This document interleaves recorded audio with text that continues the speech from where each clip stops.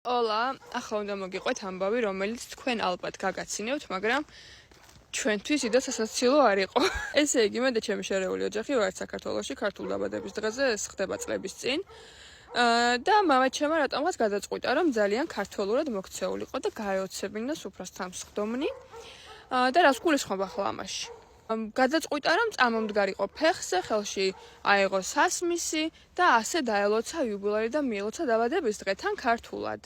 ხედა WhatsApp-ზე მწერს მე რა, სუფრის მეორე მხარეს მევზივარ და მწერს WhatsApp-ზე, რომ მარიო, ყველაზე მარტივად და მოკლედო, როგორ ვთქვა, ფელის კუმპლიანიოს ნანაო რა, ნანა იყო იუბილარი და ეს ფელის კუმპლიანიოს როგორ ვთქვა, ყველაზე მარტივად და მოკლედო.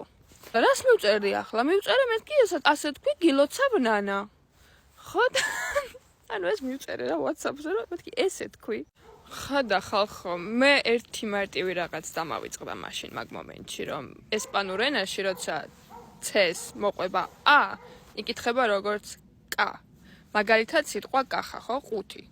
ასე იწერება, მაგრამ იკითხება კახა და არა ცახა.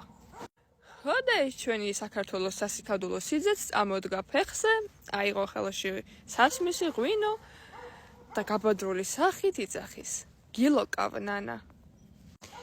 ანუ ხალხო, თელი სუფრა გავთეთრით, ოღონდ მართლა. აქედან მე მოვქაჩი, იქიდან და ჩემო მოვქაჩა, დავუსვით ეს კაცი და მოვგნებით, რომ არ არის კაც, არის კაც. ანუ მართლა ძალიან შეურწყოთ ოღონდ მართლა. და თან ოღონდ ეს ვერ მიხვდა რა, ანუ რა დააშავა ვერ მიხვდა რა თქვა, ანუ მიულოცა დაბადების დღე. და რატო დავუსვით და რატო გავაჩუმეთ და თელი სუფრა რატო დაჯდა ესე გამოშტერებული სახით. მაგას ვერ მიხვდა. ასე რომ გაკვეთილი, თუ გყავთ ოჯახში ესპანელი და ასწავლით მილოცვას, წერილობით არ ქნათ ხალხო ეგ.